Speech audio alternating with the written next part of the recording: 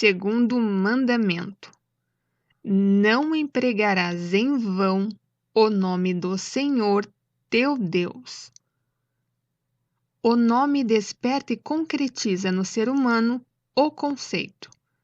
Quem desonra o nome e se atreve a desvalorizá-lo, desvaloriza com isso o conceito. Lembrai-vos disso sempre.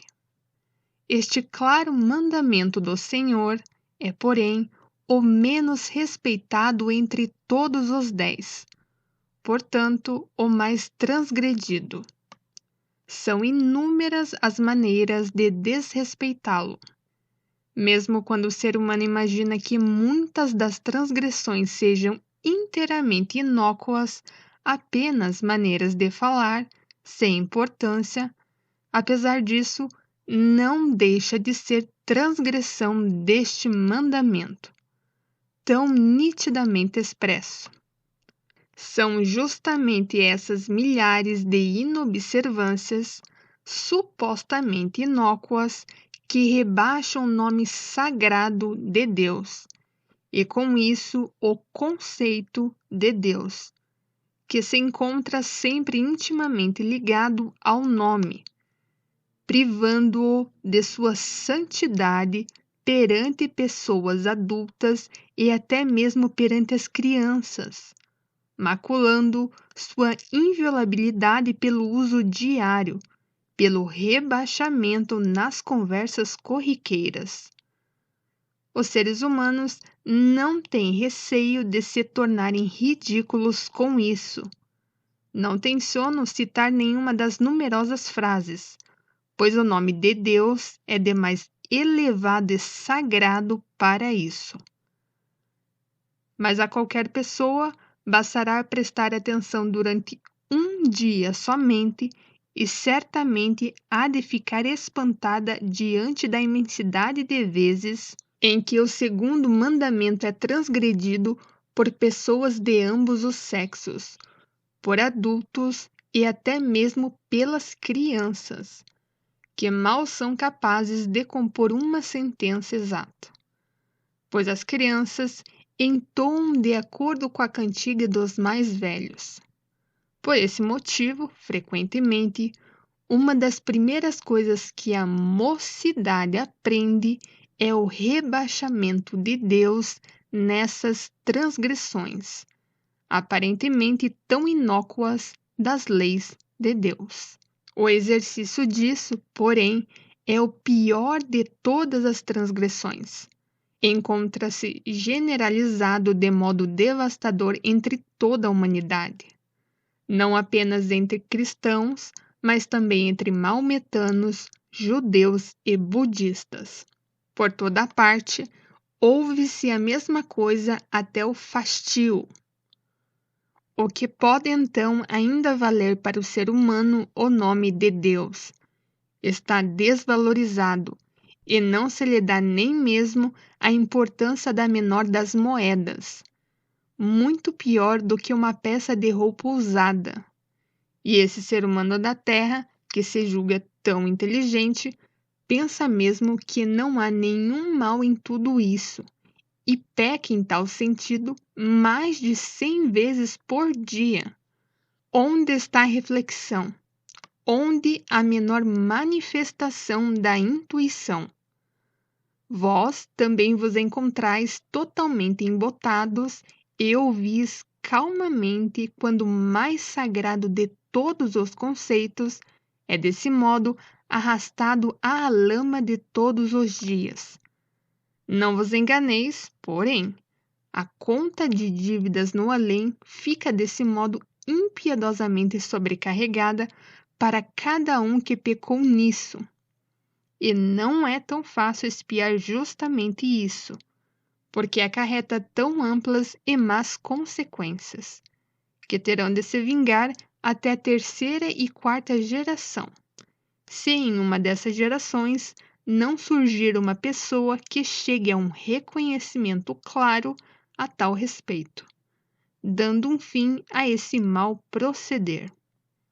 Procurai, portanto, combater esse costume nocivo em vosso ambiente mais chegado, Antes de mais nada, cortai primeiramente os fios de vosso próprio karma, com a máxima energia que ainda resta em vós, para que a conta de culpas não aumente ainda mais. Não imagineis uma remissão fácil somente porque até agora nada de mal pensastes a respeito.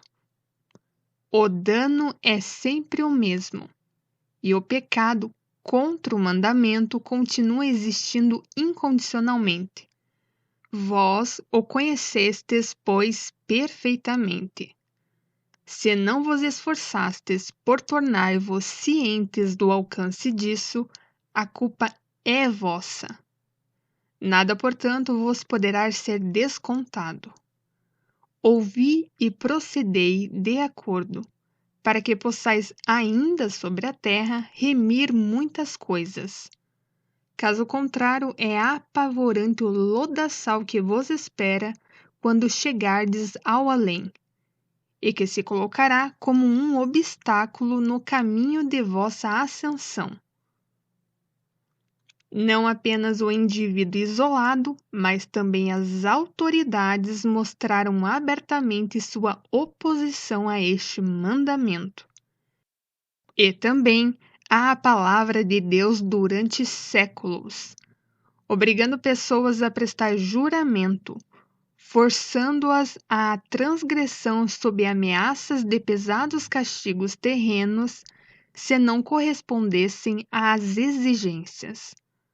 O castigo do além é muito mais grave, porém, e recai sobre todos aqueles que exigiram esses juramentos, e não sobre aqueles que se viram coagidos a prestá-los. Também Cristo disse expressamente: que vossa fala seja sim ou não, pois o que passa disso é do mal. E as autoridades, todavia, tinham o poder para dar importância decisiva ao sim ou ao não, castigando a fraude perante o tribunal, assim como o juramento falso. Desse modo, podiam conseguir elevar o valor das palavras perante o tribunal, até aquele degrau que elas necessitavam para um julgamento. Não havia necessidade de forçar seres humanos a transgredir o mandamento de Deus.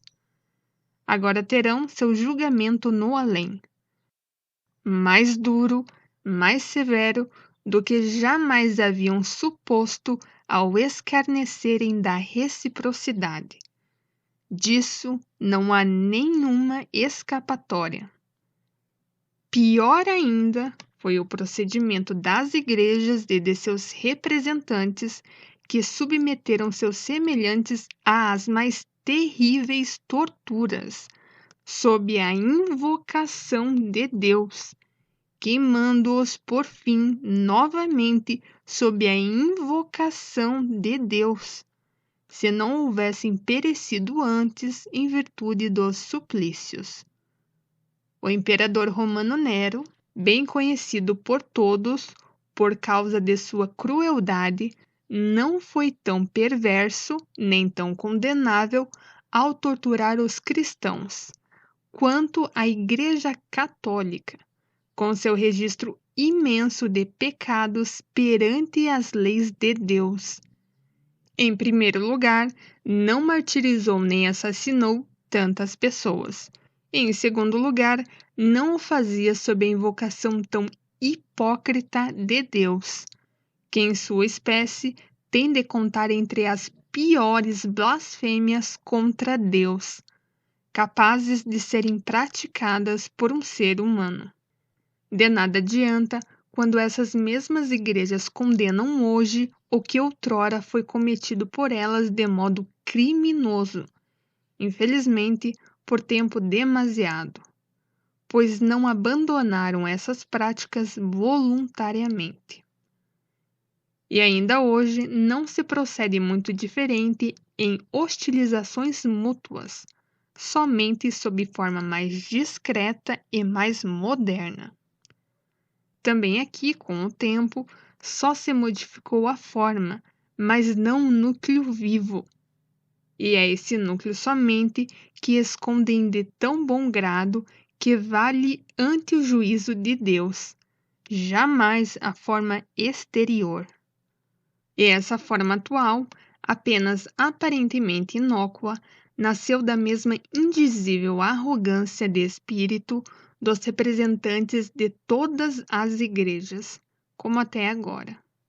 E onde não há essa arrogância condenável, encontra-se uma presunção vazia, que se apoia sobre o poder terreno das igrejas. Essas propriedades más dão frequentemente origem às mais descabidas inimizades, que ainda são entrelaçadas com cálculos terrenos, visando a ampliação da influência, quando não, chegando até mesmo à ânsia de uma importância política em grande escala. E tudo isso com o nome de Deus nos lábios. De forma que mais uma vez eu gostaria de exclamar, igual ao Filho de Deus. Transformastes com vossas ações as casas de meu Pai como se devessem ser para vossas honras, em covis de assassinos. Denominai-vos servos da palavra de Deus, contudo, tornaste-vos servos de vossa arrogância. Cada católico se julga diante de Deus muito melhor do que um protestante, sem que haja motivo para isso. Ao passo que cada protestante se julga muito mais sabido e progressista do que o católico, e por isso mais próximo de Deus. São esses os que afirmam ser adeptos de Cristo, que se desenvolvem de acordo com suas palavras. Ambas as partes são tolas, por se apoiarem em coisas que não valem nada perante a vontade de Deus. Justamente todos esses pecam muito mais contra o segundo mandamento de Deus do que os adeptos das outras religiões, pois não somente abusam do nome de Deus pelas palavras, mas também pelos atos, com toda a sua maneira de viver, e até mesmo no seu assim denominado culto a Deus. Dão às pessoas que pensam e observam bem apenas um repugnante exemplo de formas vazias e de pensamento oco, justamente pela presunção ilimitada de quererem fazer crer a si próprios, bem como aos que os cercam, que já possuem um lugar no céu à frente dos adeptos de outras crenças, é que mais profundamente aviltam um conceito de Deus.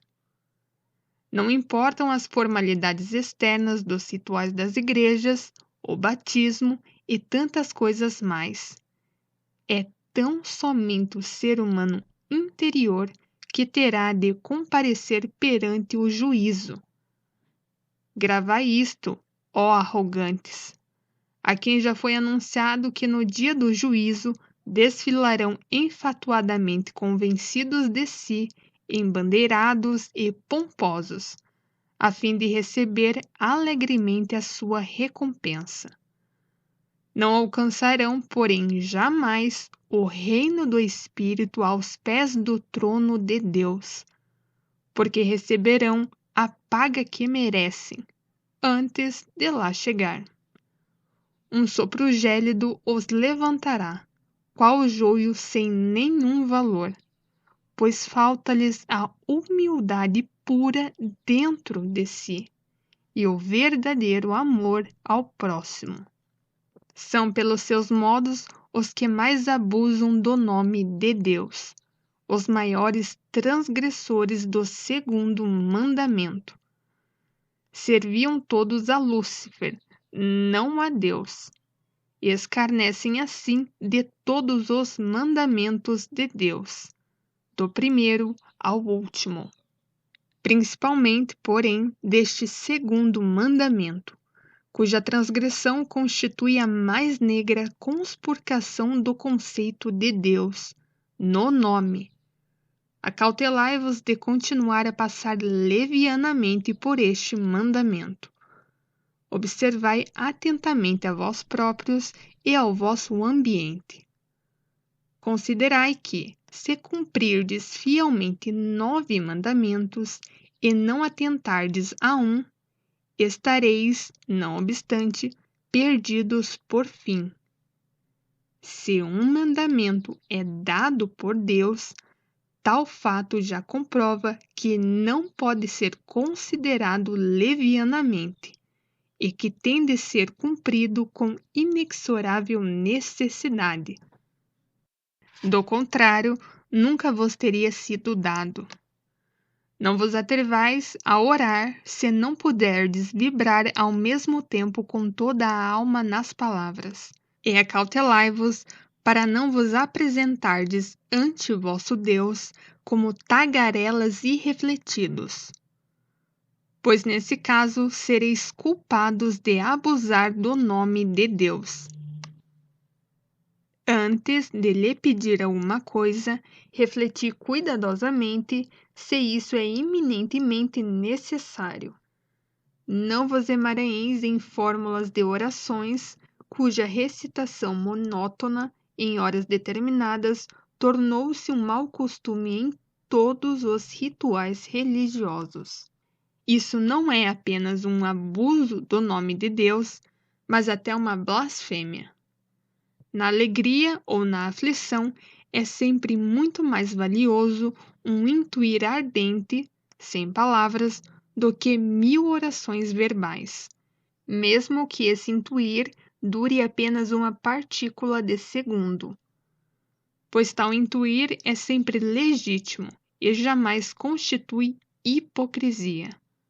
Por esse motivo, jamais representa abuso do conceito de Deus. É um momento sagrado sempre que o espírito humano quer prostrar-se ante os degraus do trono de Deus, suplicando ou agradecendo. Isso nunca deve tornar-se tagarelice habitual, nem mesmo pelos servidores de uma igreja. O ser humano que chega a usar o nome de Deus em todas as oportunidades possíveis e impossíveis jamais teve a mínima noção do conceito de Deus. É um animal, mas não um ser humano, pois como espírito humano tem de possuir a faculdade de intuir dentro de si o pressentimento de Deus, mesmo que seja apenas uma vez em sua existência terrena. Porém, essa única vez seria o suficiente para tirar-lhe incondicionalmente a vontade de transgredir levianamente o segundo mandamento. Trará então eternamente dentro de si a necessidade de só pronunciar o nome de Deus ajoelhado, na maior pureza de todo o seu íntimo. Quem não possui isso está muito longe de sequer merecer a palavra de Deus, e muito menos de ingressar no reino de Deus, de fruir sua proximidade bem-aventurada. Por esse motivo, é também vedado fazer uma imagem de Deus Pai, segundo o sentido humano. Qualquer tentativa nesse sentido levará a uma diminuição lastimável, porque nem o espírito humano, nem a mão humana estão capacitados a distinguir, através da vidência, sequer a menor parte da realidade e de fixá-la em uma imagem terrena. A maior obra de arte, nesse sentido, significaria apenas um profundo rebaixamento. Um olho, por si só, com seu brilho indizível, indica tudo.